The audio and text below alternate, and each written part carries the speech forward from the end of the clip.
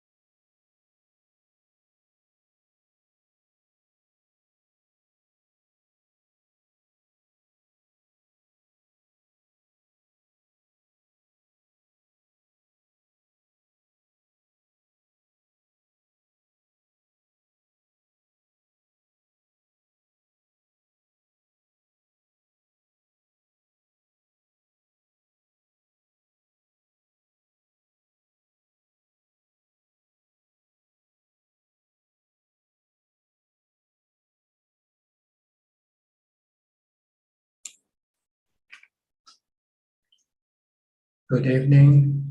Greetings to everybody. Welcome to another Zoom meeting. Everyone is welcome to join. If they have any question, they can come into the room and ask. If not, they can stay and watch live on Facebook or on YouTube.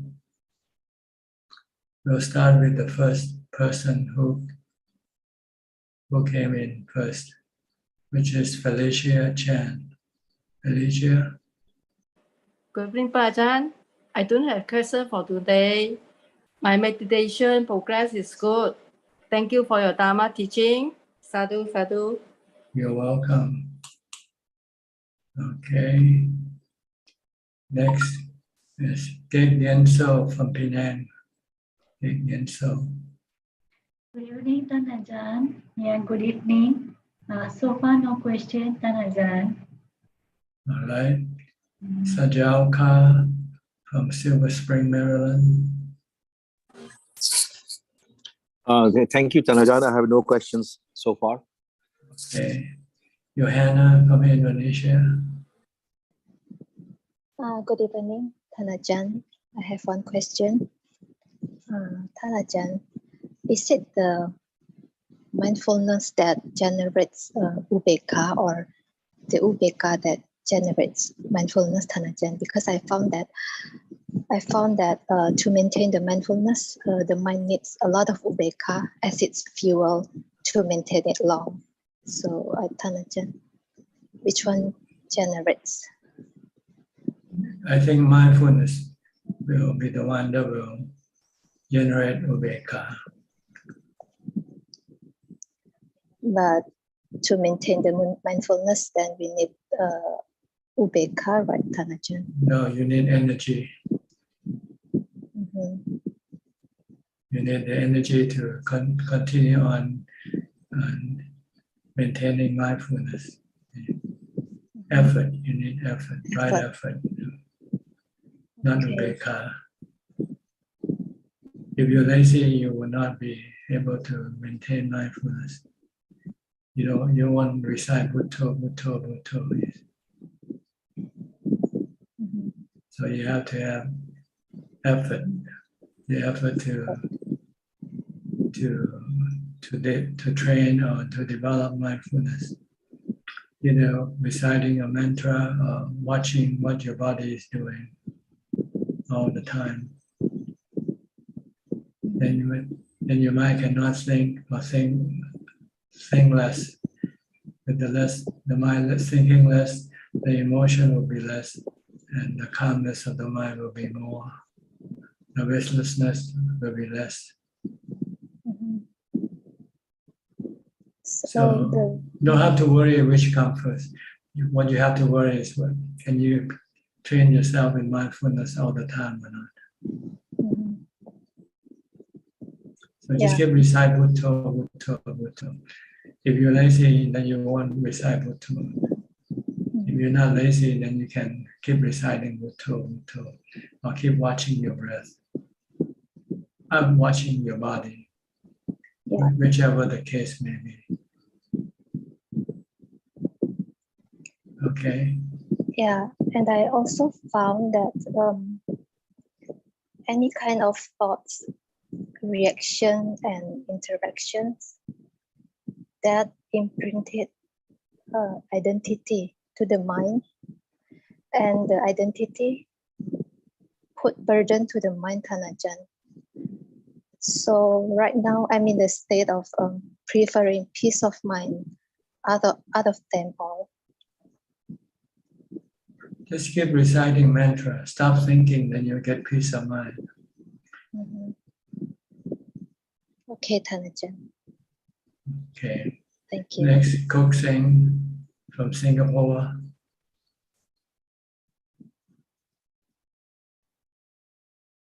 Good evening, Ajaan. I have a question today that is regarding my practice. Usually I wake up at about 5 a.m. to do my meditation, but this morning I was unable to sleep. So at 3 a.m. I wake up and I do my meditation for about 2 hours until about 5 a.m. And after about 5 a.m. plus, I feel a bit sleepy, so I go back to sleep again. And by the time I wake up, it's about 8 a.m. Okay, the first part of my question, so I'd just like to hear your advice. Do you think, is it advisable to go back to sleep when I feel tired, or do I try to stay awake even after I finish the 2 hours meditations, and instead of going back to the bed and lie down? That's my first part of the question.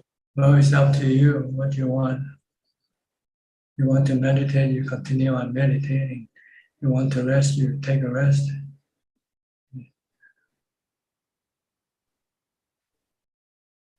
The second part of the question is, in the morning, late morning, I'll meditate about an hour, and I'm not able to meditate longer because my mind will be thinking about the preparation for lunch, what to cook and how to cook and so on.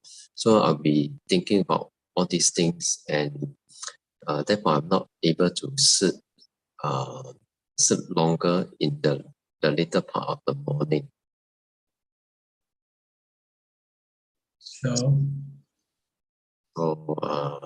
So I can only, the most I can sit is only about an hour in the late morning. And so far for today, I noticed that my mind is still have not gone into any absorption. It's still running away, and after that chasing back, running away, chasing back. that's why you need to be alone and not working. See? If you're working and if you're with people, you have to interact, you have to use your thoughts. But if you're alone by yourself, then you don't have to interact or do anything. Then you can maintain mindfulness continuously. Presently, I'm staying with my family, so presently I'm not. It's not possible for me to be alone. But then it's not possible for you to meditate. You can meditate, but you'll find that you are not getting any result because your mind keeps thinking about your interaction and your work. So what can you do? You cannot have your cake and eat it too, huh? There's nothing I can do. I just have to stick to this routine. Yeah. That's why the Buddha teach the condition that requires for meditator to succeed is first seclusion, second not socializing or interacting with anybody, and third you have to have moderation in eating, not eating too much, and fourth always maintain mindfulness all the time. If you can have these four factors, these 4 conditions, then your meditation will be successful easily. Do you have these 4 conditions or not? Okay. All right, then we go to Professor Kenneth from Switzerland. Are you working or are you on vacation? No, we're working again, Ajaan. This is the New semester? around about this is the 5th week of the semester, so we're in the middle. I see. Yeah. Anything? Yes, Ajaan, I would like to ask a question regarding to do with the arising of anger. Because I know for a long time I noticed there's some very specific things or types of people who really seem to trigger me a lot. And in particular, if I know someone is being dishonest, this is something I find very hard to The deal reason with. for your problem with anger is your expectation. You expect something from people. When they don't produce that expectation, then you can get angry at them. You desire for them to be honest, but they're not honest. So you get angry. So you have to understand that the world is full of different type of people. There are some honest people and there are some dishonest people. People are like fruits, different types of fruits.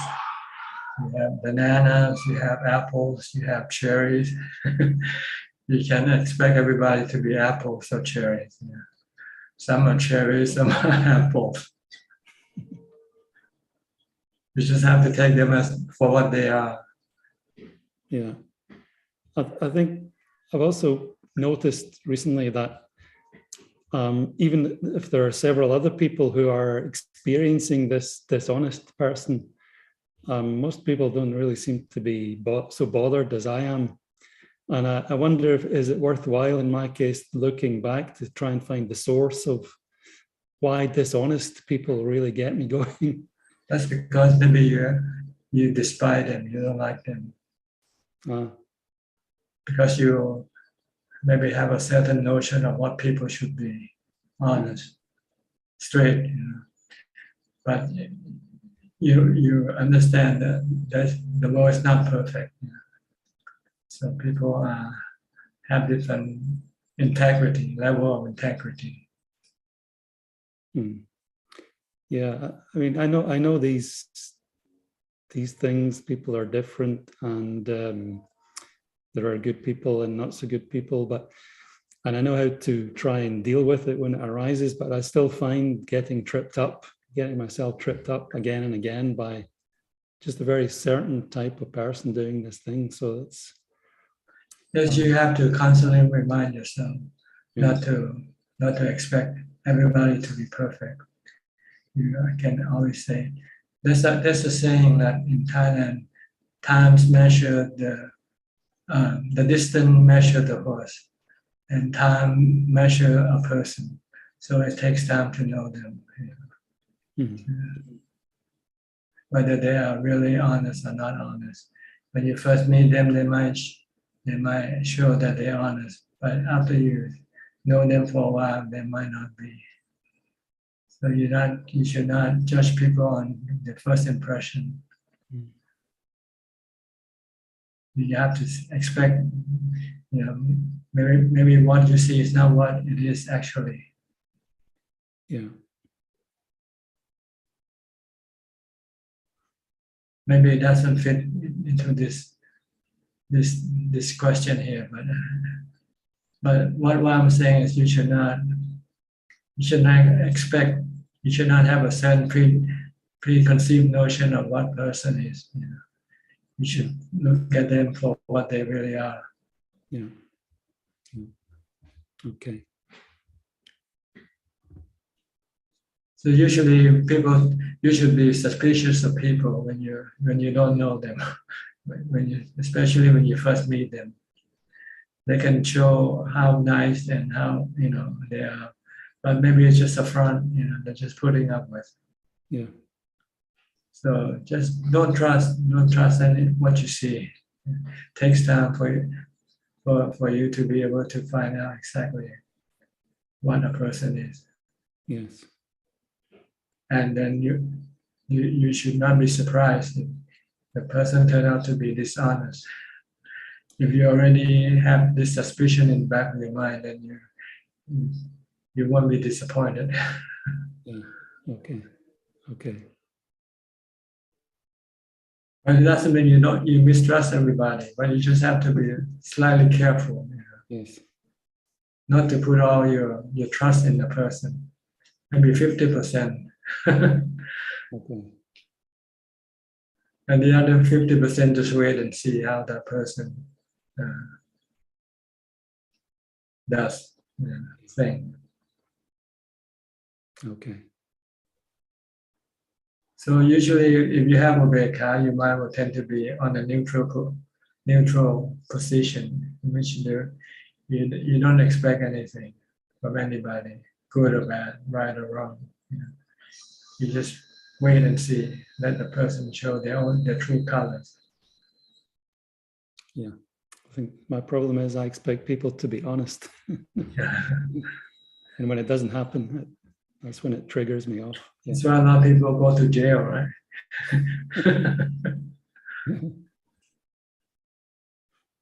Okay. Okay. So the root cause is your desire or your expectation. And when you don't get what you expect, then you get angry. It applies to every other thing as well. You expect people to do something and they don't do it, and you can get angry or disappointed. Mm. So don't expect anything. Just take things as they come. Yeah. Okay. All right. Thank you, Ajaan. Thank you very much. Next, Karen from San Jose, California. Hi. Good morning. I have no questions. I'm learning a lot. Thank you. Okay. Fine. Next, Kafai Lim from Malaysia. Good day to you, Ajaan. I have no question today. Thank you. All right. Nanapat from Bangkok. ค่ะนมัสการค่ะท่านอาจารย์ I don't have any question right now ค่ะ All right. Gavin from the USA, Washington State. I heard you're on your way to Thailand pretty soon, huh? Yeah, we leave on the 17th next month. And we'll arrive on the 18th in Thailand at night. Okay. So, yeah, things are a little bit busy these next 2 weeks, but should be good once we land, I hope, as everything goes smoothly. Okay, I hope so. I don't have any questions otherwise. Question, okay. All right, let me go to Anuragji from New Zealand. It's quite late for him. 2 o'clock or 3 o'clock now. 2:16 in the morning. Yeah, so yeah, I don't have any questions, Ajaan, so I'm happy to listen in. Let me ask later on. Thank you. Okay. Next we'll go to Om and Aim. Om and Aim. How are you? Hello, Ajaan. You go to school tomorrow? Yes. Finish your homework? Yes. Okay. When you go to bed? 22 o'clock. 22, 10 o'clock, huh? Yes. Okay. And what time you get up? Maybe 7 a.m. 7. I wake up at 7 a.m. And when school start? 8? 9. 9. Okay. Okay. Study hard and be good boys and girls. Okay. I have a question. All right. Why do we have nightmare when we watch scary movie? Because you keep thinking about it. It is being recorded in your memory. So when you sleep, this recorded memory will then appear in your dream. So try not to watch scary movies. Try to watch good movies. I also have a question. Okay. Do you believe in ghosts? Ghosts. There are two types of ghosts, real ghosts and fake ghosts. Real ghosts, we are the real ghosts. Right now, we have the body. But when we don't have the body, we become ghosts ourselves. Okay. And the fake ghost is the ghost that you keep thinking, that scare you. When you're alone and you start to think, oh, there's something around me, then this is a fake ghost. It's not real. You create it in your mind. Understand? Yes. Okay, so there's no need to be afraid of ghosts, because real ghosts don't scare you. It's the fake ghosts that scare you, but they cannot do anything to you either.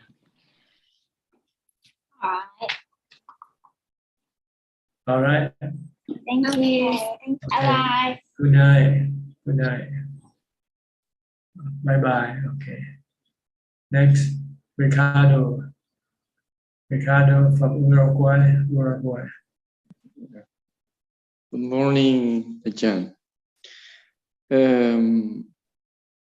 Last Tuesday, you told me to practice more and to become a monk.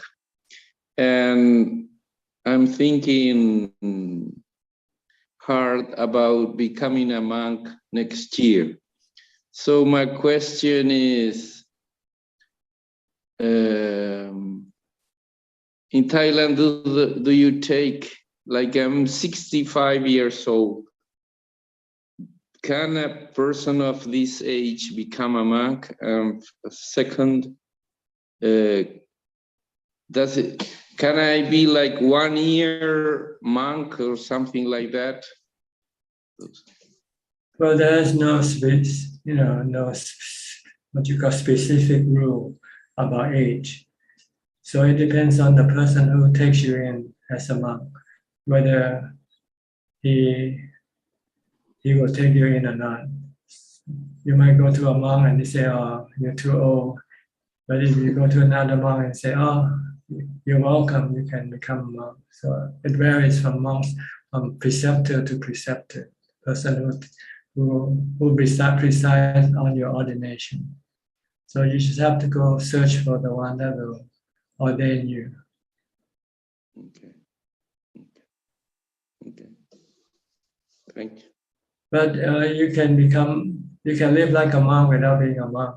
But that's a problem there, because then you have to finance yourself with your 4 requisites of life. But if you become a monk, then somebody else will finance for you, pay for your living requisites. So that's only the benefit of becoming a monk. But other than that, if you can afford, if you have enough.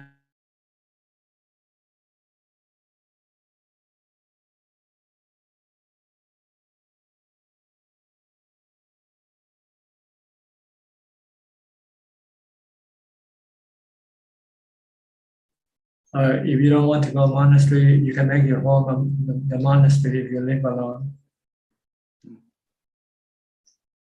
Okay. So there are other options. But to really advance and really succeed, you need to be near an enlightened teacher and be in the community of monks who are enlightened, because they can help you. They can pull you along, let's put it that way. If you're alone, you can be dragged down by your own defilement without knowing it. Yes. Okay. That's why I think you are my teacher. Yeah, but I'm only a distant teacher. So I cannot be near you all the time. But you have to, if you want to be successful in this path, you have to be willing to live like a beggar, like a homeless person. not expecting much as far as the living conditions are concerned. Just enough to exist. Okay. So it's with your age, it might be a little difficult because you might need special need, medical needs and so forth. Mm-hmm. And you haven't been trained from your young age to live through the harsh conditions of life. So when you have to do this at your age, it might be very difficult to do. Okay. Okay. But it's not impossible. But you just have to, put in there, put in yourself. It's yourself more than anything else. All right. Okay. Thank you. Next, Steve William. Where are you from, Steve? This is your first time? Yes, thank you. I'm from Kirkland, Washington, United States, near Seattle.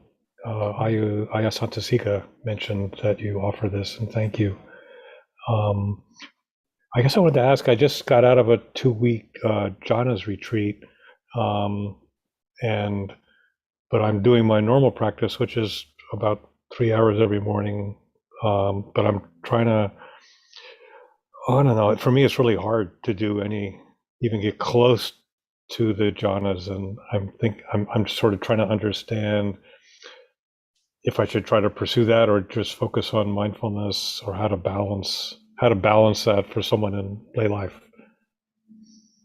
Well, you need mindfulness in order to get into jhana. So your first goal is to maintain mindfulness all the time, whether you're meditating or not. So you can train yourself in mindfulness from the time you get up. By either focusing on your body, movement, action, use a mantra to hang on to, so that your mind cannot go think about other things. So developing mindfulness is really to stop your mind from thinking, to empty your mind. Because when you enter into jhana, that's what you do. You empty everything, all your thoughts and your perception and so forth. So this is what you need to do. When you're not meditating, you have to be maintaining mindfulness, training in mindfulness. Whether watching what you are doing and just focus only on that and ignore everything else. Recite the mantra as you do whatever you're doing, to prevent your mind from thinking aimlessly. And I've read Ajahn Bua's book, How to Be an Arhat, where he talks about Buddha. How does that, I mean, sometimes it seems like doing that is a separate thing versus just being mindful of what I'm contacting. I'm not quite sure how to sometimes you say you're mindful of what you're doing, but at the same time, you might still sneak away and think about something else. Yeah. So you can use another one to stop it. You can recite a mantra. This mantra will then more or less we strengthen, double strengthen your mindfulness. First you focus on your action, then also recite a mantra. If you find that by focusing on your action it's not enough because your mind still sneak away and think about something else, then you use mantra to help stop the thought from running away. Okay, that's how there's snakes away. I like that. Okay, so Buddha can bring here. Yeah. Okay. And then if you can maintain this until you get continuous mindfulness, then when you meditate, you'll find it easy to sit and easy to enter into jhana. Okay. Okay. Thank you. All right. You're welcome. That's very helpful. This retreat that you went, is it run by the two Buddhist monks in? No, it was Lee Brasington. He's a Western teacher. He bases his approach on the suttas. I see. And is it in Seattle also? It was online. There were people all over Online. in Europe and all the U.S. Yeah, I was in a Thai monastery actually, in a near here. They let me stay in a little trailer, like a friend's Ajaan Ritti. He's a friend at Dhamma monastery, so he let me stay in a. We have a little like a camper trailer, and I use it like a kuti. So he let me stay there for 2 weeks. It was very good. Okay. Good. Keep doing it. The more you do it, the better will be the result. The result depends on your act, on what you do, not what you want, but what you do. Okay. Yeah. The more mindfulness you do, the more result you will get. And there's not much time left because I'm old and very aware of that. So yes, it's good to think like that so you don't get lazy. Yeah. Okay. Thank you. All right. Good. Next. Thank you. Yok Bay from New York. Good evening, Ajaan. Any question today? Yes. My question is, I don't know, this month, right, I always dream about the baby in my mind. I don't know what's happened for my mind. Well, just know that this is something that happens in the past, something that you have recorded in your mind. And when you sleep, this can be replayed in your mind as dreams. You just acknowledge it and don't be bothered by what you dream. Okay. And also, I remain my meditations in the morning, because sometimes you just set the nighttime, whatever you have the time, you can do it, the meditation. The morning time is good for me. Do I have to set up the time for me, the nighttime or PM, the AM time? Well, you can do any time you want. The more, the better. So, okay. You have to choose the time, then find the time that is most effective for you. Okay. And another question for my friend, right? They say, how come the mom is not put the shoes on it? This is ancient traditions in India. Monks supposed to be humble. Monks supposed to be homeless. Okay. So they're not supposed to have any possession. Okay, thank you. And also one more question is, how come the mom give us like basically for the hand is different kind of color? The thread. Yeah.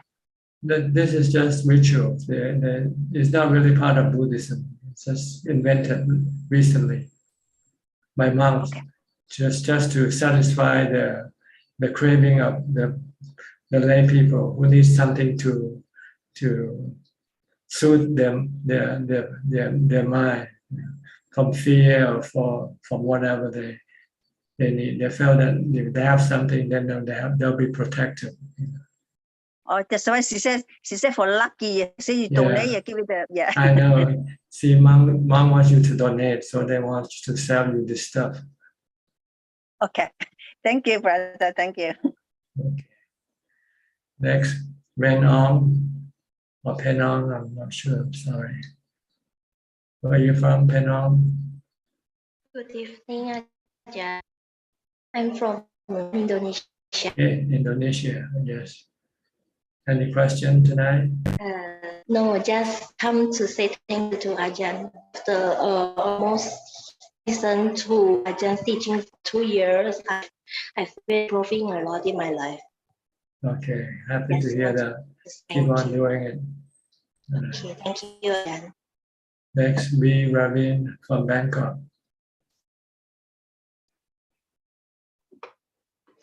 Good evening, Ajaan. Actually, I have a question and a remark. My question actually kind of follows on from Professor Kenneth's question regarding expectation. I noticed that sometimes I encounter, many different types of people at the workplace, and sometimes I can't help but having some certain reactions, whether it's positive or negative. Maybe probably due to the fact that what they do influences what happens to me as well. So I would like to seek your advice on what should I do if something goes, not according to plan, or if something unexpected happens. Should I just take the same mindset of having minimal expectation and expecting the worst, so that I don't? That's right. You should look at everything like a natural phenomena. You don't expect much from nature, right? You don't know when it's gonna rain, or when it's gonna, storm or whatever. So you just take them as they come, because everything is a natural process. But we somehow separate them and say, "Oh, this is human," but we don't know that human are also natural process. They are all anatta, the Buddha says, anatta. So it's not man-made. Everything that human do, we call this man-made, but it's really, it's natural-made, nature-made, but we call this man-made. We are not man, we are not human-made. We are all made from nature. We are part of nature. So you can look at everything like part of, and look at the nature at nature, then you don't expect much from nature. You take nature as it is.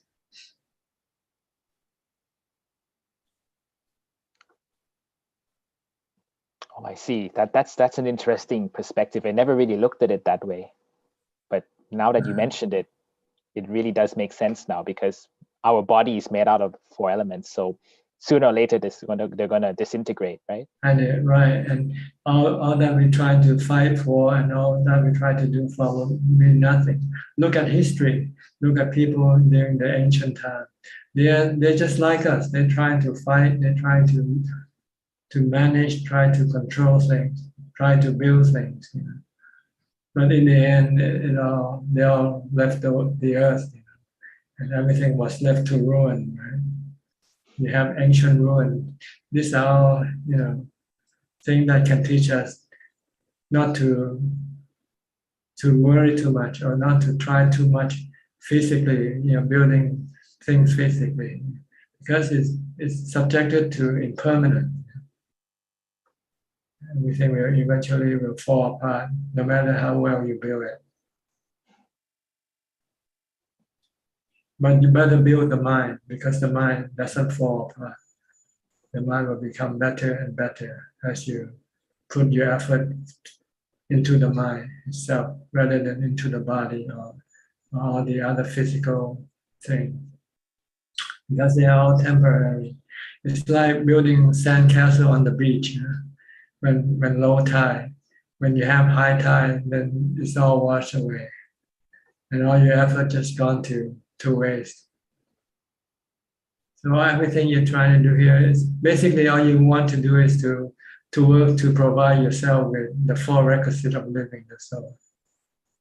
That's the real purpose of working. Other than that, it's just all just illusion. To be rich, to build whatever, the fastest train or the fastest plane and so forth.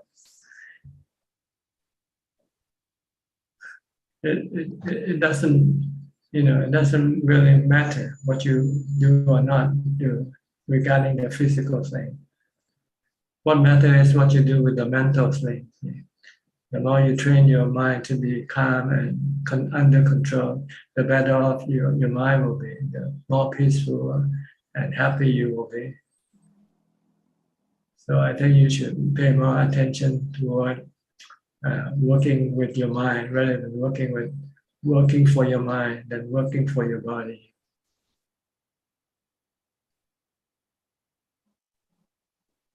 The Buddha emphasized the monk to work for the body as little as possible. Just have enough to eat and a place to hide from the rain and the sun, but concentrate all the effort in making the mind happy, peaceful and happy. Because you can retain this, it's not subjected to anicca. Eventually, if you get to the highest level. But other than that, everything that you do will eventually fall apart.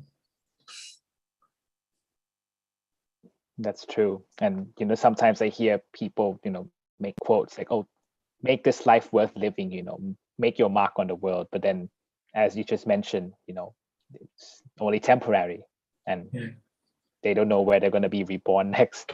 Look at the pyramids, how much effort they have to put in.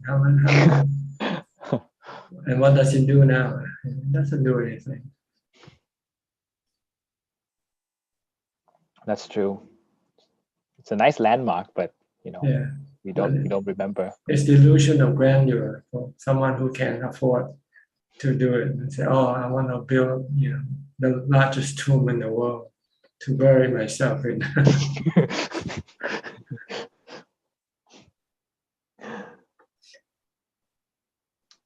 Yeah. Okay. Yes. It's a good perspective to keep in mind, because whenever I tend to start having delusion, it's always good to pull the mind back. And I think it's good to know that, oh, everything is made of nature. That would help to really reduce my expectation of people. And also don't put too much effort into the physical thing. Put more effort into the mental thing. Yes, actually, the physical, all you need is enough to get by, enough to exist. And then you can have more time and effort for your mind. Purify your mind, mental purification, getting rid of your defilements by the practice of sila, samadhi, and panya. Yes.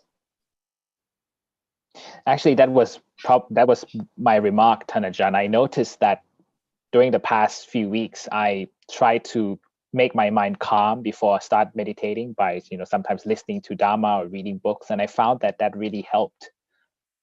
It helped my meditation to be more strong compared when just sit down and meditate straight away.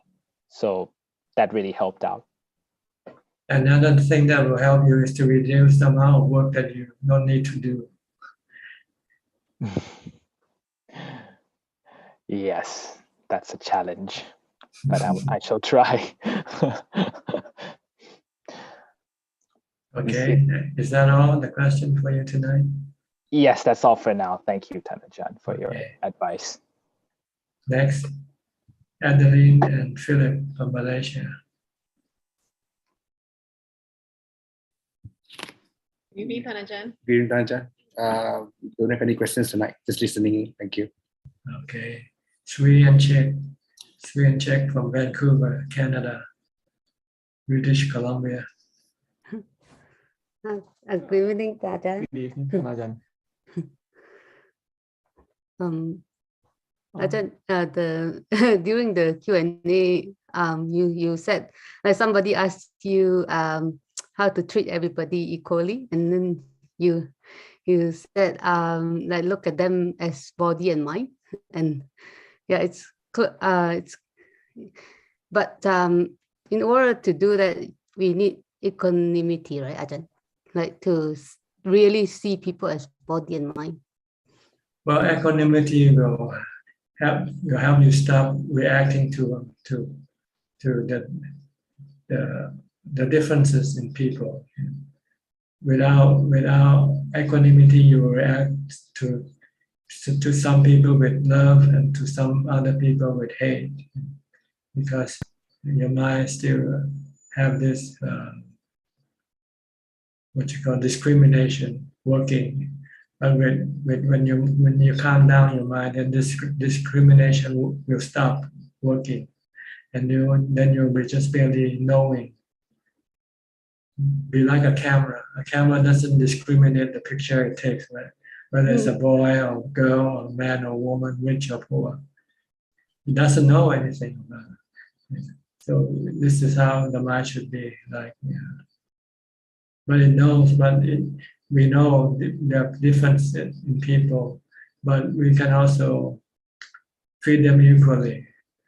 as being natural phenomena, anatta once.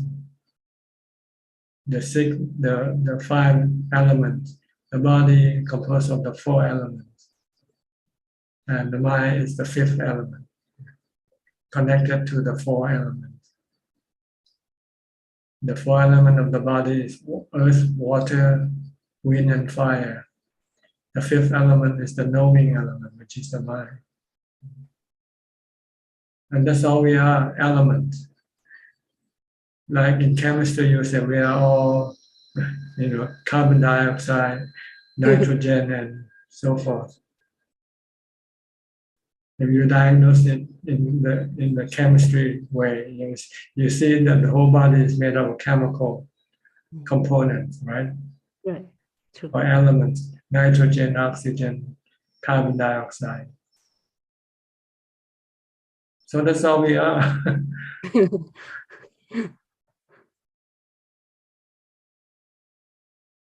New analogy, Ajahn. Like a camera. Try to think of the eyes as a camera when instead of Yeah, and your ears like the microphone. Microphone pick up all types of sound, good or bad sound. It doesn't react to the sound it picks up with. It just pick up the sound. The mind should be like that. The mind should be merely knowing the sound without having to react to the sound that it picks up. The Buddha say, what you see, you should merely see. What you hear, you should merely see. What you smell, you should merely smell. What you taste, you should merely taste, without giving any reaction to it.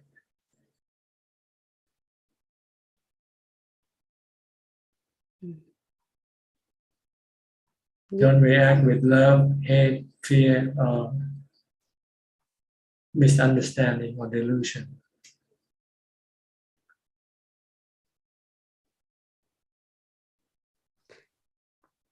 Your Dhamma is really helpful to me, Ajahn.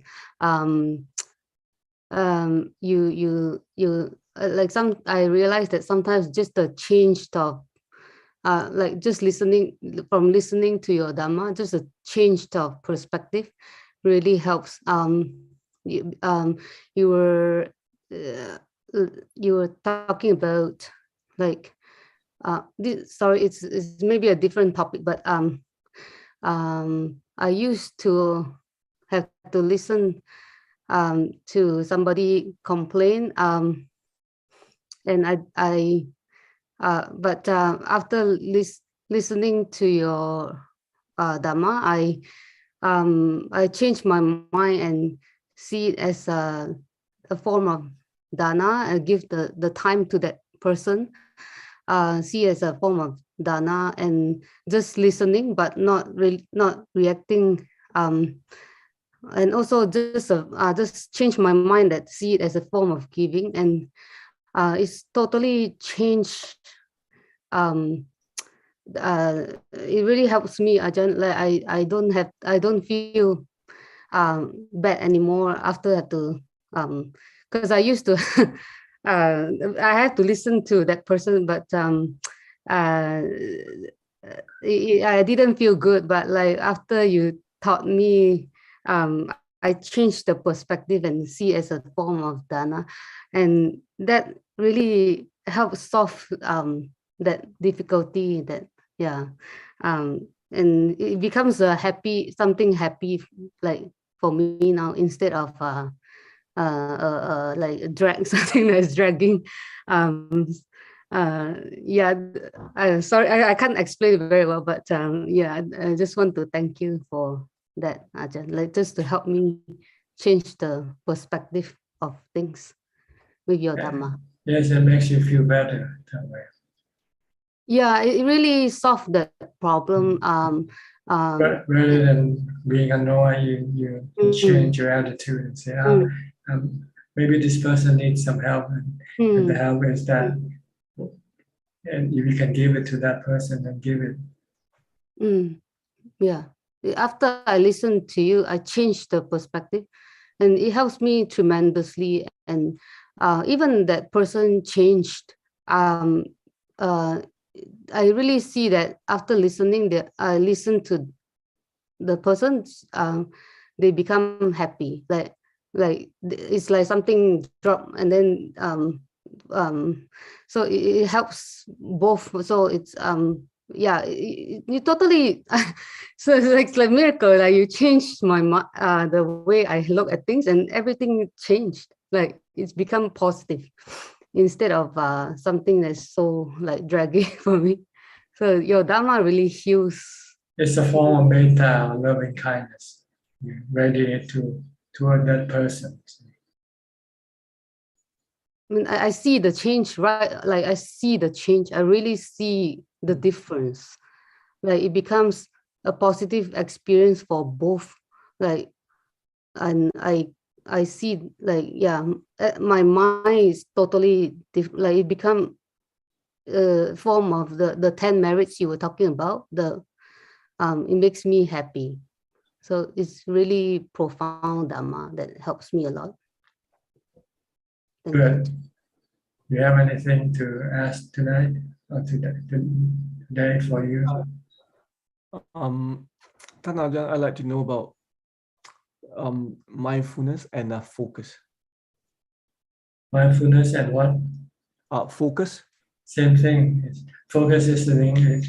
Mindfulness is you have to be mindful. So yeah, to focus you have to be mindful. Or concentration. It's the same thing. But yeah, maybe the word might slightly different, mean slightly different. But it's really means that you concentrate on one object, on one thing at a time. Okay. Especially for us in Buddhism, our mindfulness or concentration is for the purpose of stopping the mind from general thinking aimlessly. Keep the mind in the present. This is what mindfulness is. Stay in the present. Don't let your mind drift into the past or drift into the future. Because if it does, it will not be calm, it will not be still. The only way for it to be still is to be in the present, just to be merely knowing and not thinking.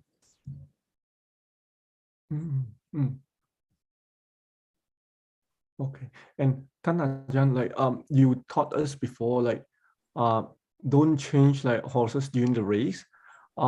Meaning that let's say if I decided to use breath for my meditation, like but if my mind drift away, but I use like I recite Buddha, and then I will go back to the breath, right? That's not changing the horses, right? If the condition requires it, then it's not changing because merely you want to change, but you change because there's a need to change. Like sometimes you cannot focus on your breath, and you find that by reciting the mantra can then bring your mind back into focus again. Then you can do that. But not just simply because I'm sitting here and watching my breath and I'm not getting anything. Maybe I should try mantra or something. Not like that. Yeah. Oh, okay. Until I lose like my sense of focus, then there's a purpose. There's a purpose for the switch. If there's no purpose, then you don't switch. Especially eventually you want to stick to just the breath alone, because then the mind can become still that way. On the mantra can also do that also, but it under different circumstances when you can no longer focus on your breath. Like when the pain becomes more intense and you feel that you cannot watch your breath, then maybe you want to use the mantra instead. Okay. So when the pain is gone after I use mantra, can I go back to? If you use mantra and the pain is gone, then you don't need anything because the mind will be calm by then. Okay. But this is on a special occasion when you can no longer focus on your breath.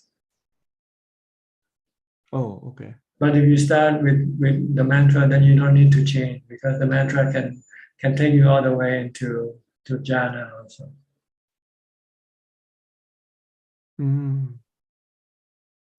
Just keep reciting Bhutto, Bhutto, Bhutto, Bhutto. And if you can stay focused on Bhutto, Bhutto, then you don't need to change. Oh, okay. So, Tanajan, like if we keep reciting Bhutto, Bhutto, like sometimes if our mind get tired, will it like, you know? Well, stop reciting and see what happens. If you stop reciting and your mind, if you're not thinking, then you just stay not thinking until your mind starts to think. Then you use Bhutto again. Oh, okay. So you use Bhutto to stop the mind from thinking. So when it's not thinking, then you can stop Bhutto. But if you want it to go deeper, then you have to continue on with Bhutto, Bhutto. Oh, okay. You have to keep on reciting Bhutto, like pushing the mind to eventually fall off a cliff. Yeah. Bhutto, Bhutto will eventually push the mind to fall off a cliff. That's when it kind of drops from a high place, and then when it becomes still and quiet. Oh, yeah. But you must not anticipate and think ahead. When will this happen? If you do this, it won't happen. You just have to keep pushing the mind without realizing how far the cliff is, the cliff edge is. Just keep pushing until eventually when you get to the cliff, to the edge, it will just fall off. Okay. Okay, yeah. Same way with watching your breath. Same way with watching your breath. Just keep watching your breath in and out, in and out. Eventually, it will fall off a cliff. Okay. Yeah. Like of course my mind drift away. Sometimes I watch like the breath. So I use Bhutto, Bhutto, and then coming back to the breath. That's why I'm asking you, like it is okay, like not changing the horse. Like I do not want to back and forth, right? Yeah. So if you with Bhutto, then when you switch to Bhutto, then maybe you should just stick to Bhutto and then go back to the breath. Because if you go back to the breath, then you end up with the same problem again, right? Oh, okay, okay. Yeah, okay. I'll try. Yeah. Just stay with Bhutto until you get to the end. Get to when it goes off the cliff. Okay. Yeah. I'll see. That's a cute analogy. I like that. That's what happened when the mind enter into Smarti. It sometimes feels like coming down from falling from a high place. Okay. Yeah.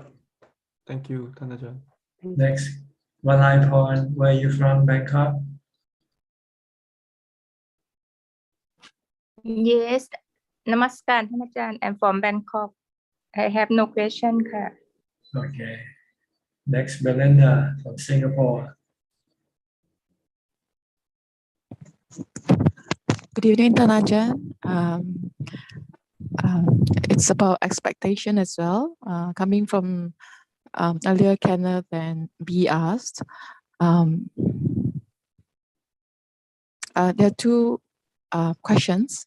One, could Ajahn tell us more on how to manage self expectations towards the self? Because I find that sometimes we can be very perfectionist. It can be very harsh towards the self. Sometimes we can be too lenient. Like example, if you have not practiced, you are not diligent enough to practice mindfulness, and when we get angry, sometimes anger we can't. It's anatta. You cannot stop the anger. Like you feel that I don't own the anger. Yeah, at the same time, I feel that because I didn't do enough, I'm not diligent enough. So, would Ajahn teach us more about expectations toward the self? How do we balance on that? Well, you have to first separate from the possible from the impossible. What is impossible, then you don't try to do it. Do only the possible. So that's how I would. But as far as the self is concerned, it's a delusion. There's no self. There's just a mind. There's a thinker and a knower. And what makes the thinker and knower happy is to stop thinking. So see, when you have a self, you set up a goal for a self. Like I have to be respected. I have to be rich. I have to, and all this. It's based on delusion. So it just drives me crazy. I think you should set up the goal for happiness. And the way to be happy is follow the Buddha's ways of being happy, the 10 ways of being happy, or the 32 or 38 way of being happy, of conducting yourself so that you can become happy. In the Mangala Sutta.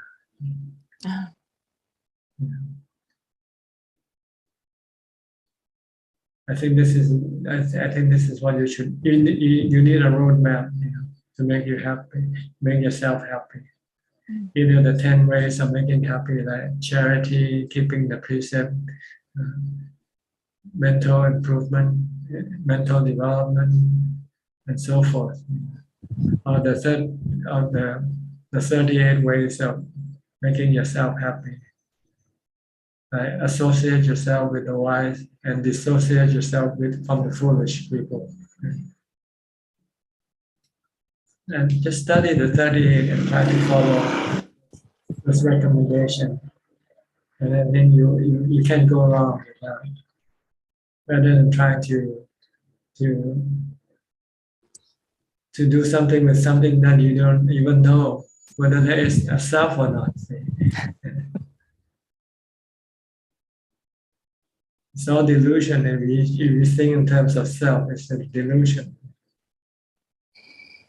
It's not real. Self is just an imagination created by the mind. When you stop thinking, when you meditate, when you enter into jhana, then the self disappears. All that is left is just a knower. So don't think of a self. Think of the knower, how to make the knower happy.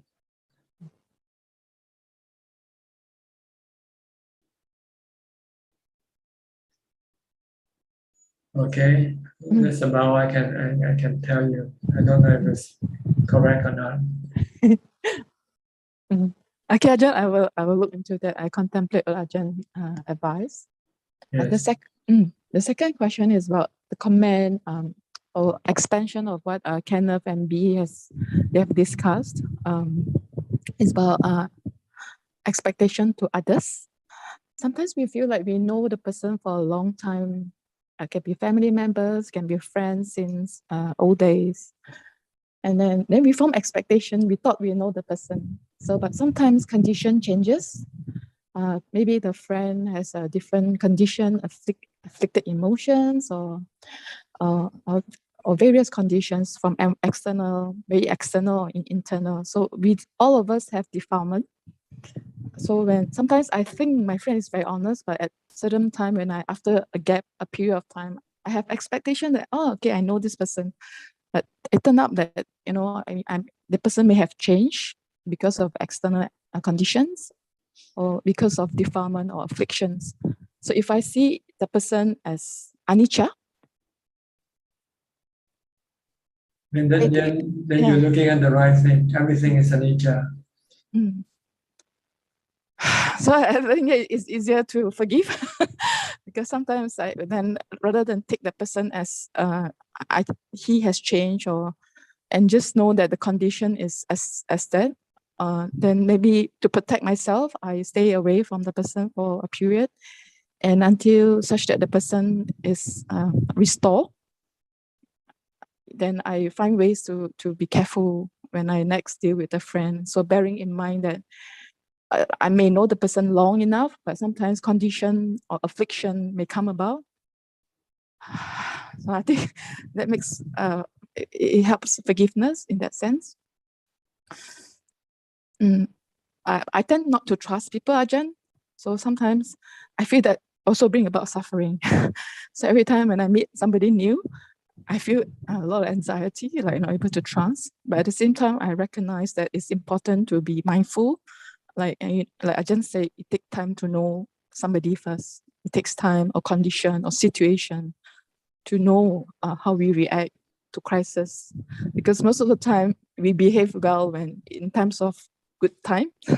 So in times of negative or a crisis, that's also when we see how everyone reacts. So that also bring about maybe karma or a lot of forgiveness. So maybe Ajahn can shed more lights on that, how I feel or what I think about this. Well, just use the three characteristics of existence. Everything is anicca. Every people are anicca. They change, and they're like natural phenomena, which they themselves cannot control themselves even. And we ourselves cannot control ourselves either, our reaction. Unless we develop enough mindfulness and wisdom, then we can control our reaction to other people, to other things. So I think you should spend more time developing your mind rather than worrying about other people. So I feel sometimes life experience, it helps to know that it's suffering, and that it propels me to work harder to strengthen the mind, and not thinking that every time I have people who help me because condition changes. So that brings about to see that things change. And so including myself, including the self, everything changes, Ajahn. So Ajahn also won't be here forever with us. So it's a good reminder to work hard. Yes.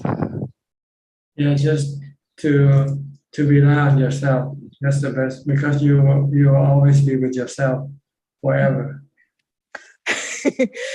That's why the Buddha said, rely on yourself. Attahi atano nato. You are your own refuge. Other refuges are temporary. They can come and go anytime. So don't expect anything from anybody. Expect from yourself. By practicing the teaching of the Buddha, then you won't need to rely on anybody. Then whatever people do or say will not bother you. Okay. Thank you very much, Ajahn. All right. Next, Alfredo Obeka.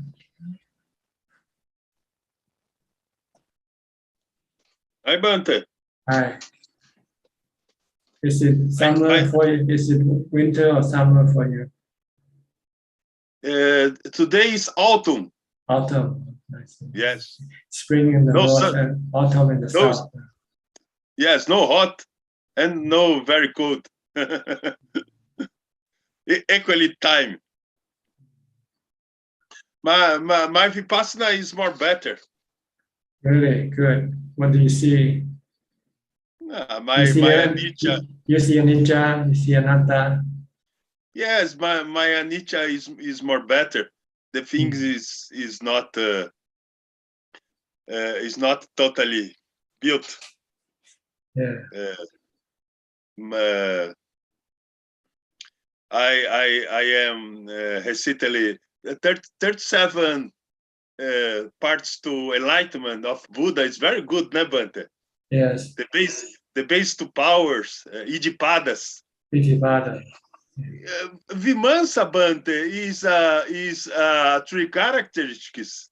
There's contemplation on the three characteristics. Vimansa, né? Yeah, Vimansa. Yes. Conscience is knowing. Virya is effort. And Chanda is the look for practice, né, Bante? It's very good, Idipadas. Right. If you have the four Idipada, you will succeed with whatever you want. Yes. Yes. Yes. I like to restate the teachings of Buddha, 5 faculties and 5 powers. And the 4 Itipadas, they are the same thing. Yes, yes, yes. My vipassana is very good. Not have the things is not very real. The things is more changeable. Changing all the time, and breaking Yes. down, changing and breaking down, and rising Yes. again, Rising and it, falling. Yes. Yes. So don't expect anything to remain still Yes. or the same. Yes. Yes. Less problem, né, Bante? Less problem. Yes. If you have less to do with them, then there will be less problem. If you have to do more with them, then there'll be more problem. Problem is Yes. dukkha. Yes. Yes. I like the idea of doing when I have doing things. Only doing, né, Bante? Not expectative. Yeah, you do, and what you do will give you the results. If you don't do, you don't get what you want. Yes. Yes. I enter in automatic state when I doing anything, né, Bante? No, not have thinking. I think the motivation and the happiness is important to do things, né? Yes. I not do many things, but when I do things, the motivation and the happiness is important to do things correctly, né, Bante? It's the same on practice, né, Bante? Yes. You have to have motivation before you can do the practice. Yes. This is chanta in the Itipada. Chanta is motivation. Yes. Then you have virya, and then you have the effort to do. Yes. And you have the concentration and the wisdom to you. Yes. Yes. Conscience and vimansa. Yes. Yes. Okay. Okay. Right. And the result is the faith, né, Bante? Faith, yes. Faith. Sada. Faith in the teaching of the Buddha. Faith. Yes. Yes. And this is his teaching is the right path to the liberation from suffering, from dukkha. Yes. In Brazil, we have faith with normal things, né? But faith is not a normal, né? Faith is normal, né, Bante? Faith is real, né? Well, faith in Brazil is like God, is not to change, not to take, né? But faith in Dhamma is real, né? But faith is something like you get to do, né? Yes, faith in Buddhism is faith in the truth. While faith in other thing, faith in delusion. Yes. Okay. Okay.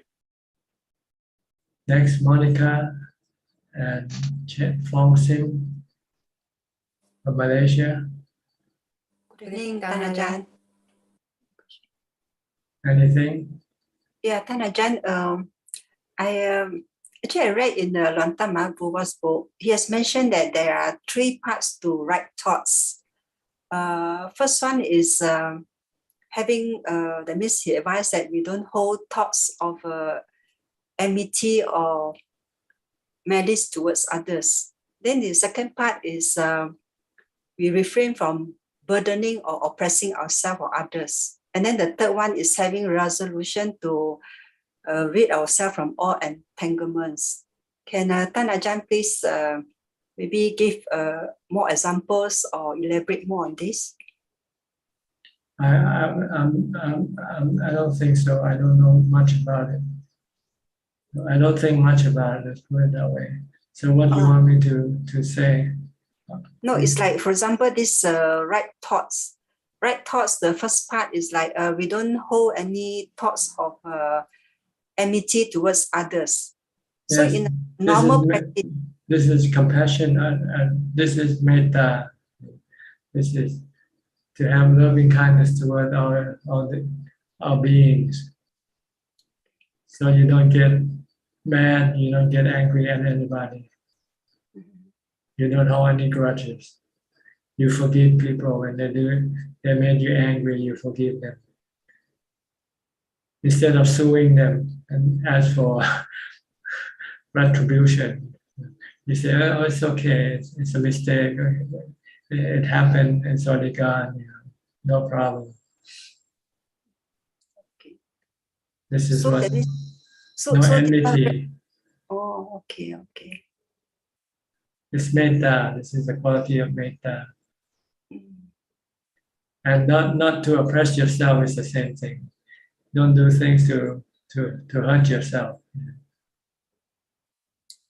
Like drinking alcohol, this is hurting yourself. Committing a crime is hurting yourself. So you want to make sure that your action doesn't cause any harm on yourself and on other people as well. So you maintain or keep the precepts. And the third one is what? Resolution. Resolution to what? To get it from all entanglements, to free ourselves. Yes, this is your liberation. Letting go of all attachment by seeing everything as anicca, dukkha, anatta.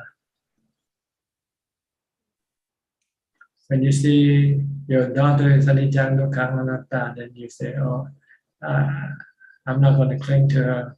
I'll leave her. If she has to go, let her go." Because she's anicca, she's impermanent. One day something can happen to her, or something can happen to me, to yourself. We are all anicca, so we shouldn't cling or rely on anybody. Even our own body, we should not rely on it, because it's also anicca. See, the mind doesn't have to rely on anything. It can rely on itself. That's what the Buddha said. The mind is its own refuge. It doesn't need any refuge.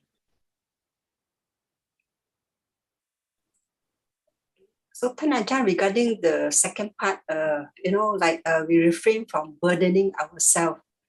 How do we, what benchmark should we use or to check ourselves that, whatever we do, we don't really burden ourselves, especially our own self? I think normally it's... But it creates worry and anxiety. Then you are burdening yourself. So whatever you do for yourself must not cause any worry or anxiety.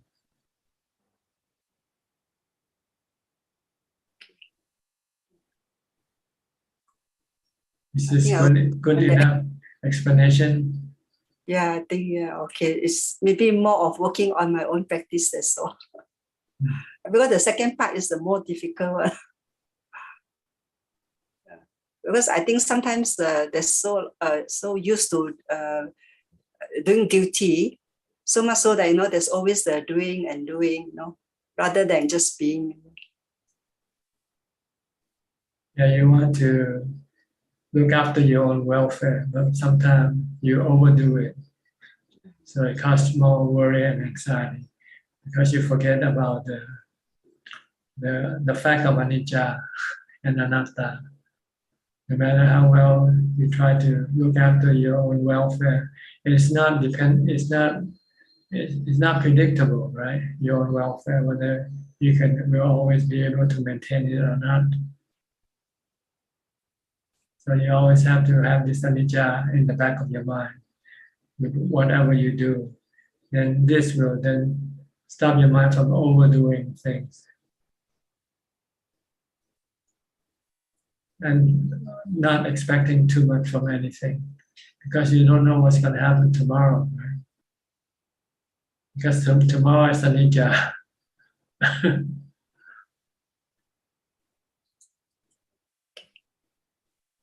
Yeah, I think I like your advice that day also on when somebody is restless, it's better to think, reflect on death.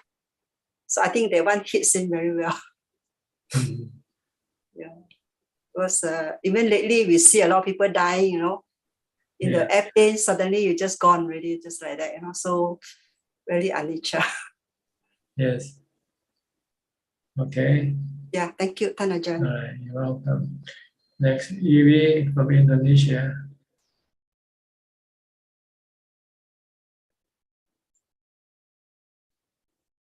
Unmute your microphone, Evie. Yeah, Ajahn, can Ajahn hear me? Louder, yeah. Speak louder. Okay. Ajahn hear me now? Good. Ajahn, I want asking about dukkha. I see a dukkha, if we have a dukkha, the more we want to avoid the dukkha, the worse it gets, alright? It's about the hardship of life that living in the world is suffering, including wanting to be and not wanting to be, whether we like it or not.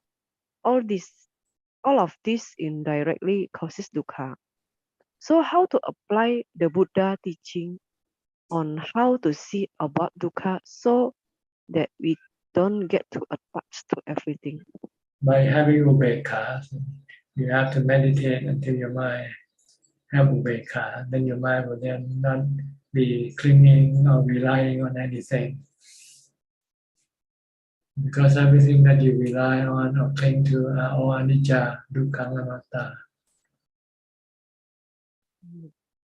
That's why we do this practice to give us upekkha, equanimity.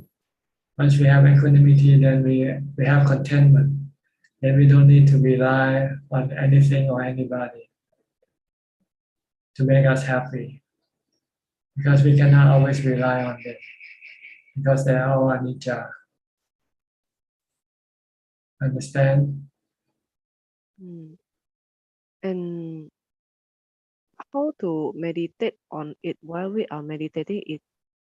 It is when we come out from meditating and are still sitting, can we do the contemplation of the dukkha?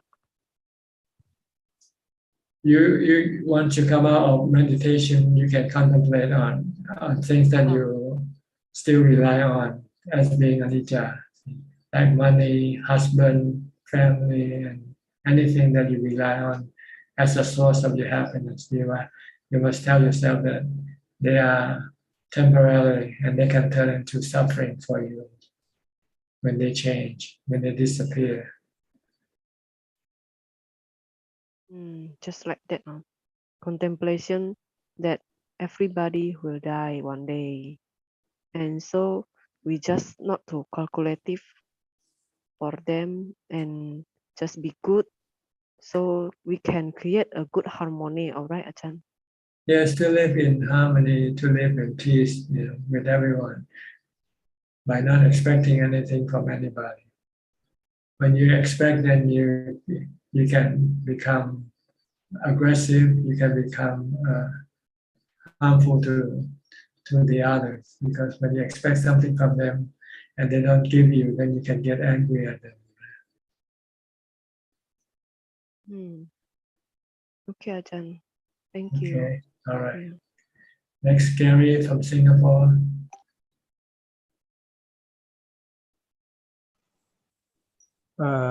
No questions tonight, Thanajan. Just listening in and learning. Thank you. Okay. Jenny Lim, where are you from? Don't recognize you.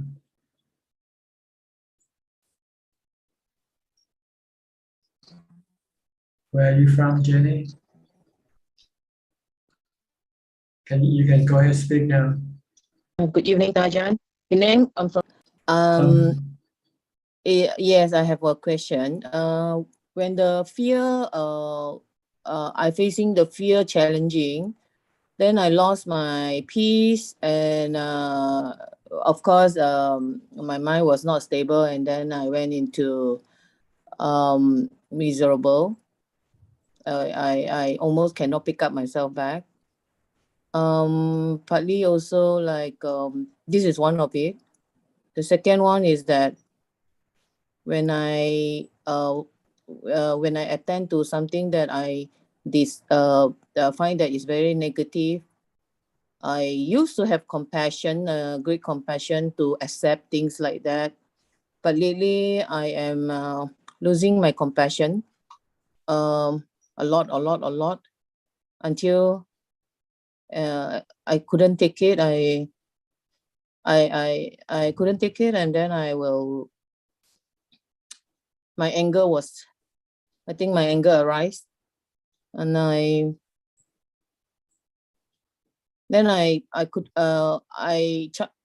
whatever I chant, the Buddha, or Namo Tassa Bhagavato, all that, the whole day, it's like I couldn't stable myself.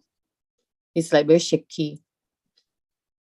Until I have to, cry it out. And I find that I'm losing my compassion a lot until then how could I, after I losing this, I'm thinking, how could I gain back my compassion again? Is it Dana is going to help, and continue giving whatever that I could do in the Dhamma? Giving dana can also help partially, but to be effective, you have to stop your mind from thinking. So you have to recite a mantra seriously or chanting seriously, not just merely just doing it and then not continue. You have to keep chanting or reciting until your anger disappears before you can stop. Mm-hmm. Okay. And then after you have calmed down, then you can then look back and say, why did I get angry? It's probably because you expect or you wanted something, and when you don't get it, then that's caused you to have anger. So you try to reduce or eliminate your expectation, so that next time you won't get angry at anybody or anything.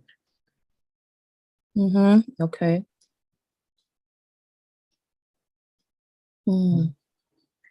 So I think what you need is to really chant or really recite when you're angry, and not do anything else. Just keep chanting, not thinking about anything else. Just keep chanting or keep reciting until you feel that the mind becomes calmer and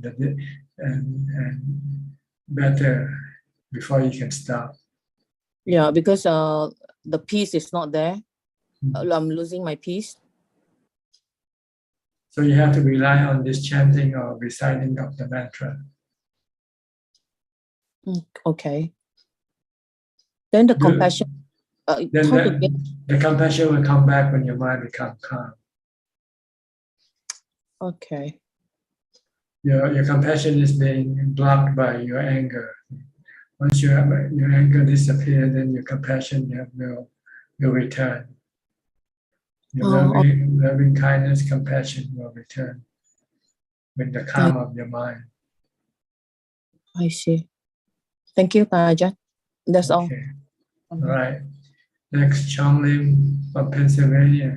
If I remember correctly this time. Yes. Good evening, Ajaan. Good morning to you. Thank you. Well,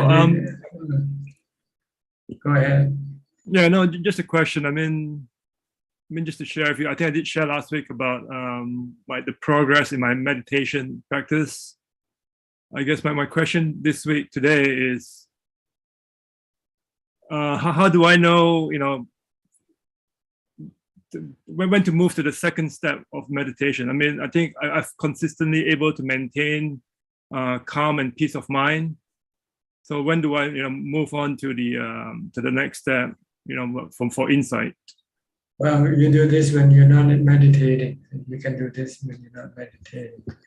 By constantly reminding yourself that everything that you have is temporary. Sooner or later, you will have to lose them. Everything, even your body, is temporary. So be prepared, be ready to give up when the time comes. Okay. This is called anicca, or impermanent. Anatta is just a natural process, like the weather, that you cannot control. You cannot always control them. You can always keep them. No matter how hard you try, when the time comes for it to disappear, it will disappear. So this is what you have to constantly remind yourself, so you don't become complacent and rely on them to keep you happy. Because one day you might not be able to rely on them. You should rely on meditation instead. Then you want to do more meditation to keep you happy. Because once you know how to meditate and make yourself happy, then you don't have to rely on anything. You can always meditate regardless of the condition of your body or the conditions of your life. You can still be happy. Even you might be homeless, you might not have any friends, but you can still be happy if you can meditate.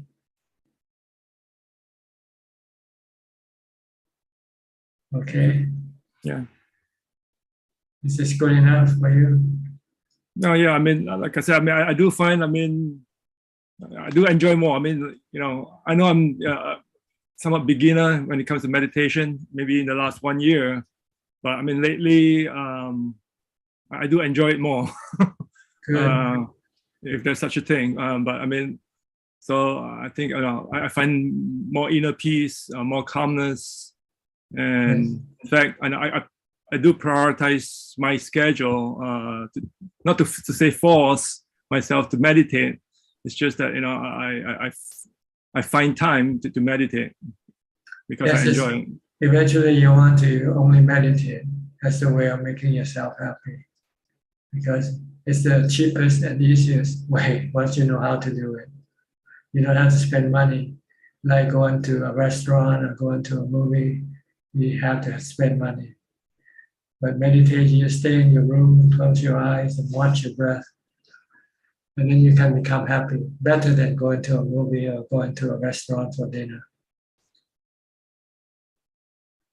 So eventually you don't want to do anything else but meditate to keep yourself happy. Okay? Yeah. Well, thank you, Ajaan. All right. Next, I think somebody with I'm not sure can you see me? Okay, 9008. Where are you from? From Japan. Namaskaran ka. I'm from Japan. Japan, okay. Yes. You're Thai living in Japan? I'm Thai. I'm living in Japan. Okay. I have no question for Ajaan. I just want to say thank you for your kindness to be here for us. All right. Okay, you're welcome. Next, Satu ka. Jungko Kumilan from Indonesia. Namaskar, Ajaan. I have a question, Ajaan, today.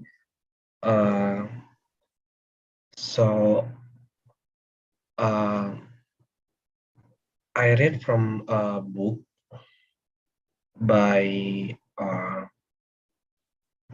Tinahan. So it is, I don't know, is it written in the suttas or not, but according to the book, the highest level of sila or having precept is to have sati or mindfulness.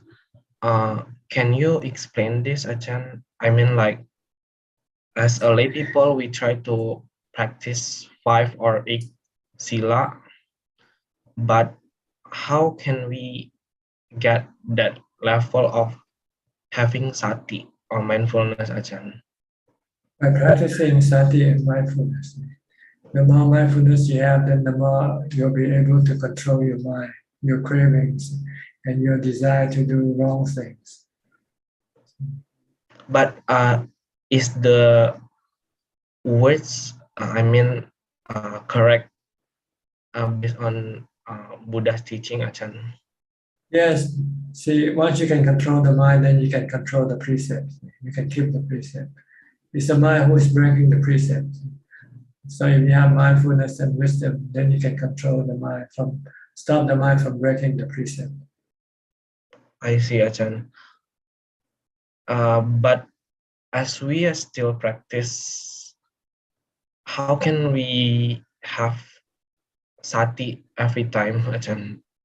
By reciting Bhutto every time, all the time. Or keep watching what your body is doing all the time.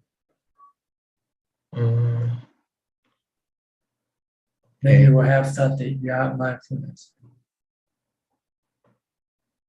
Okay, Ajahn. That's my question. Thank you. Popcorn Cup. Okay, you're welcome. Next, come on, you're from Thailand.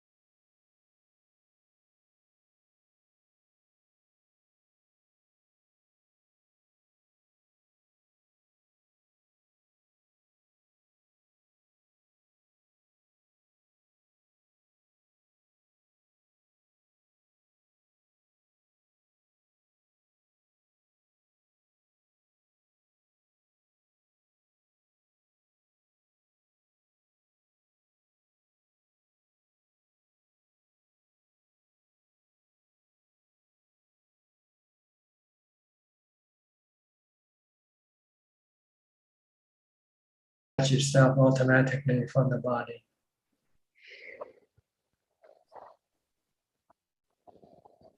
But when you come out of meditation, then the mind becomes reattached to the body again. That's when you need to use wisdom to remind yourself that the body is temporary, that one day you're going to have to lose your body.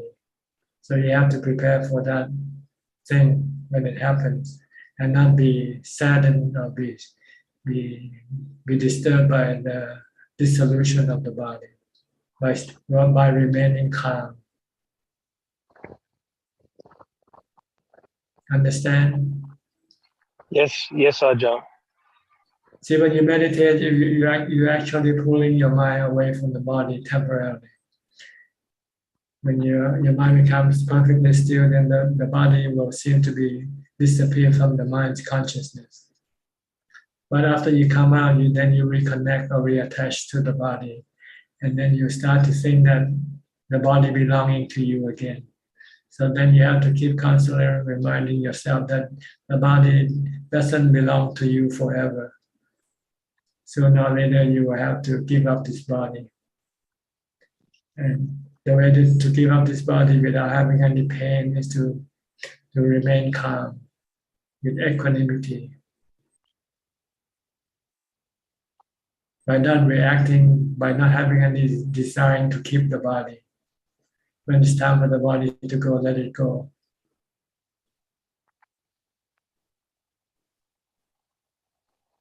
Okay, understand what I say?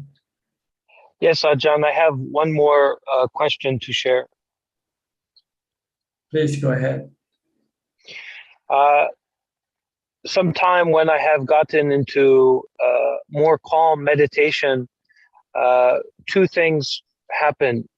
One is that the body will go from being very uncomfortable and very much in pain to being very calm and settled and no pain. And the other is that sometime my concentration start to be more and more, and the attention goes to the heart. And then sometimes the heart is beating faster and faster and faster. And at that time, I'm unsure what to do in my practice. It's like I attach to the heart. You shouldn't use the heart as your object of meditation. If you use the breath, then you should stick to the breath and ignore the heartbeat itself.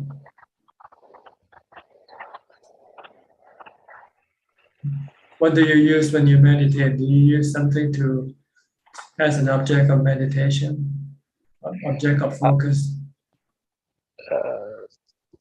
I use some different method, many times to use the breath, and then to use more like an open awareness method, not to take a particular object, but just to be aware.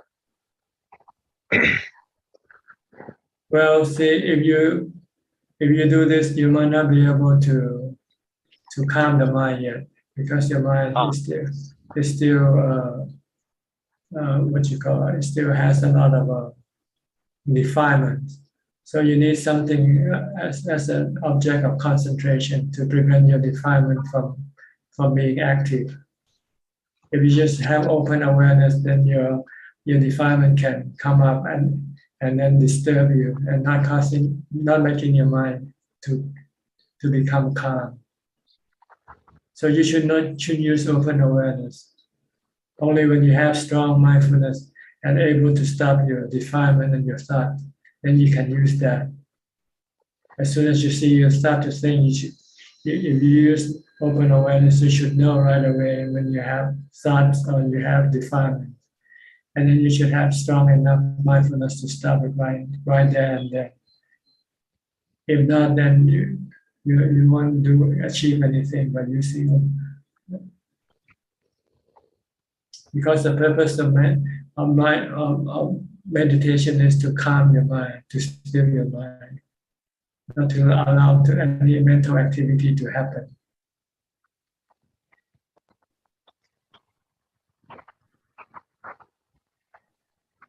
Okay. Thank you, Ajahn. All right. Where are you? In front of the place you stay, outside? It's like sunny No, day. I just going for a walk, so I stopped, I see. and then to stop in front of some house. I see. There's a sign in the back. Yeah, shopping sign or must see. be some business. Are you the only bhikkhus who are in this Dhamma Yatra, or are there many? There are some guest monk who are following on the trip to support the master. 2 Burmese monk. One is a new one, and one is an older one, independent monk. But there are many lay people following, and many CLA, many nun following. And on your stop, you do practice meditation during your stop? Try to do all the time. Also Also. driving. Also, I have to drive for the Seattle, for the master. So I practice a meditation, driving meditation with the master. So how do you drive it when you meditate at the same time? Just to notice the distraction and then go back to focus on driving. Yeah. Okay. I thought you close your eyes and meditate when you drive. All right, good. I hope you enjoy your trip and find peace and happiness along the way. Thank you, Ajahn. I think what next? I think it's time for the Facebook question now. Okay. There are 2 questions from Facebook, Ajahn. First question from Yapto. Namaste, Ajahn. Can a person who attains Sotapanna still have a dream? Thank you. Still dream? Yes. Because when you dream, you cannot stop the mind from thinking, and when you think, it becomes dreams. But usually, you only have good dreams, not bad dreams. And last question from Un. Good evening, Ajahn. I'm Bun Un from Penang, Malaysia. Please, Ajahn, explain what the difference between knowing mind and right mindfulness when in meditation. Thank you. Well, the mind is a knower, on the knowing, and right mindfulness is the ability of the mind to make the mind focus on something specifically, like a mantra or on the breath. I think this is I'm not sure whether it is what you asked for or not, but the knowing mind is the mind itself. No mind who knows. And right mindfulness is to have this mind knows only and not think, just to merely know. Okay, that's all the question. Okay, we'll come back to the room now. Anybody in the room would like to ask any more questions? You're welcome to raise your hand and unmute the microphone. We have about 12 more minutes left before we end up with the 2-hour session. Anybody would like to contribute anything and not question? Maybe do some critical thing about the room, maybe what we should do with the room to improve it better, or what? Okay, Alex. Oh, Alex, okay. Alex, where are you from? Good evening, Ajahn. Can you hear me? Yes, perfectly. I'm from Austria. Austria. I would like to ask you about the mindfulness, and before you were talking with, I think William it was, and it was about the question of mindfulness and the snake. Sneaking out, yeah. So I was wondering if as of when is one mindful? When you just follow your breathing and pay your attention to the breathing? Yes, solely. Okay, thank you. When you meditate, but at other times you have to be also mindful of your movement, your body movement, whatever your body action. Whatever you do, you should be focusing only on that action. Like if you are brushing your teeth, you should only be focused on brushing your teeth, not letting your mind go think about some other thing else. Thank you so much. Okay. Who else would like to ask? Joko. Joko. Yeah. ครับอาจารย์ I have one more question. I want to ask about my experience when I meditate. So as a lay people, I still listen to music every day. And when I start my meditation, particularly in sitting meditation, there's a moment that the music that I listen played on some moments of my meditation. And I think this is still mild compared to the first time I learned meditation, where there are a lot of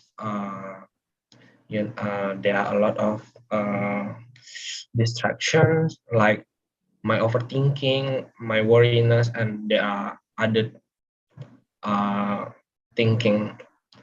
My question is, what things should we prepare before we start our meditation so we can get less distraction in our meditation? You have to keep the 8 precepts. You have to maintain the 8 precepts. Then you cannot watch movies, you cannot listen to music or any type of entertainment. And you cannot eat too much either, because this will become hindrance in your meditation. If you eat too much, you become sleepy. If you watch movies or listen to music, when you meditate, these movies and music will appear in your mind. I see. So that will still happen if I still listen to music, yeah, Ajahn. Well, when you listen to music, you're recording it in your mind. See? And when you meditate, then you play back. You replay the music that you recorded. Yes, I got it, Ajahn. Probably I will try to don't listen to music. Observe. You want to empty your mind, because real happiness is in the emptiness of the mind. Not in music, not in movies, not in food, not in anything. These are all temporarily happiness. They come and go right away and leave you empty. But with the mental emptiness, this will give you permanent happiness. I will try to observe it when I practice Atasila, Ajahn. Yes. Normally, when people meditate, they usually keep the 8 precepts. But if they don't expect much from the meditation. You cannot expect too much if you just keep the 5 precepts and meditate. You get some result from your meditation with the 5 precepts, but not as much as with the 8 precepts. Yes, I understand, Ajahn. ขอบคุณครับอาจารย์ Okay, you're welcome. Okay, B. Ravin. What's your name? How do you pronounce your name? Ravin. Okay, Thai name. Yes, Thai name. Yes. Thanajan, just a quick question regarding one of the factors of the Noble Eightfold Path, right? Livelihood, where it mentions not to do work on, drugs, on animals, on humans, on intoxicants. Is it considered breaking the precept if we work in one of those industries, or it's just bad practice? I think it has this. You should look at it more locally than in the larger picture, because sometimes you work in a company and the company might create bombs and killing people, but you don't actually do it, So it's up to your conscience really to decide how much you want to be pure with this livelihood. the best way to have pure livelihood is to be a monk like me. And then your livelihood is to go on bintabata, on alms round. Then you don't hurt anybody. You make everybody happy. People give alms happy, and I give the food that I don't use, I give it to other people. They are so happy. So, but other than that, if you're a layman, you're a lay person, then your livelihood will somehow intertwine with so many things. And sometimes it's unavoidable. Like if you work for the bank might be financing some bad, enterprise. Manufacturing arms, for instance, arms manufacturer. But everything is so connected, so you cannot really separate. So you have to think of it locally. You yourself, are you actually hurting anybody?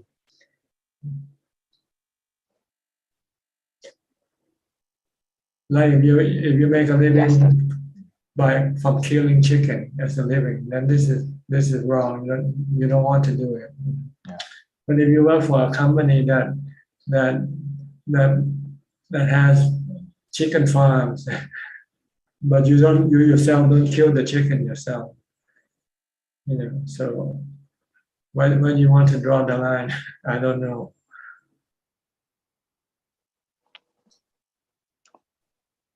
Yes, that's a good perspective, Thanajan. I never thought of that before. It depends on, as you said, where to draw the line.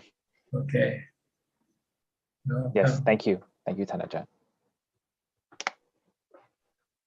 All right, we have about 3 minutes left.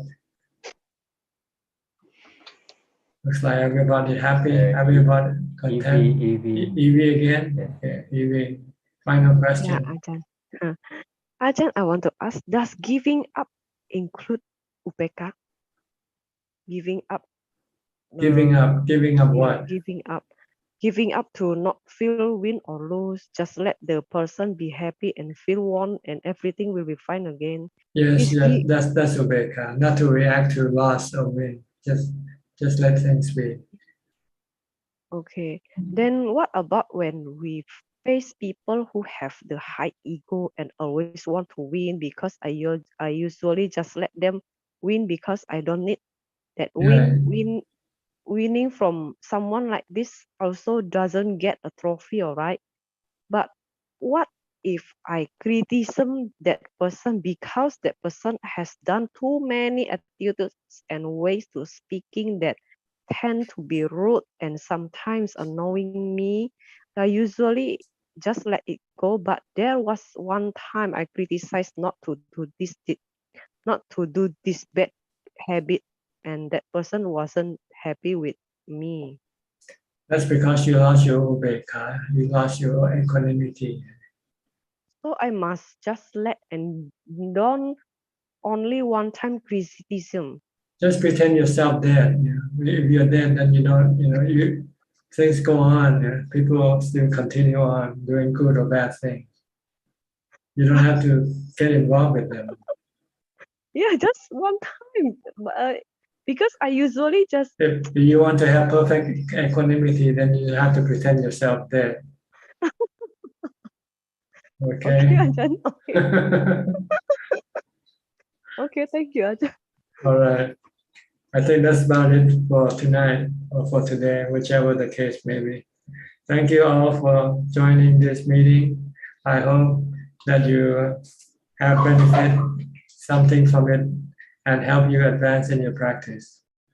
In the meantime, please be safe, be mindful, and keep on practicing. And I'll see you again. If all goes well, I'll see you again next week at the same time. Thank you and goodbye. สาธุเจ้าค่ะ Sadhu.